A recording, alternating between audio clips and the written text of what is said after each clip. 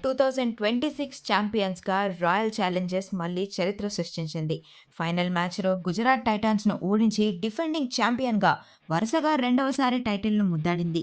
King Virat Kohli విజయ గర్జనతో RCB fans పండగ చేసుకుంటున్నారు. ఈ మ్యాచ్‌లో టాస్ ఓడి మొదట బ్యాటింగ్ చేసిన గుజరాత్ టైటాన్స్‌ను ఆర్సీబీ బౌలర్లు ఆరంభం నుంచే దెబ్బకొట్టారు. సీజన్ మొత్తం అదరగొట్టిన గిల్, సాయి సుదర్శన్, జోస్ బట్లర్ లాంటి టాప్ 3 బ్యాట్స్‌మెన్ ఫైనల్ మ్యాచ్‌లో దారుణంగా చేతులెత్తేశారు. వాషింగ్టన్ సుందర్ ఒక్కడే 37 బంతుల్లో 50 పరుగులతో ఒంటరి పోరాటం చేశాడు. మిగతా వాళ్లంతా విఫలం కావడంతో గుజరాత్ 20 ఓవర్లలో 8 వికెట్లకు 155 పరుగులు మాత్రమే చేయగలిగింది.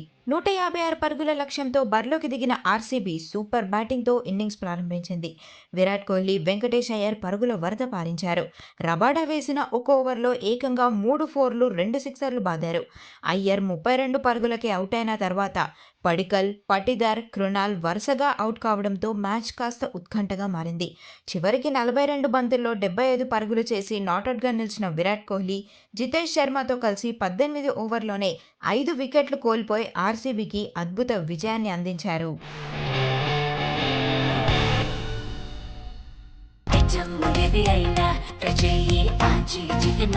ఆచి చికెన్ మసాలా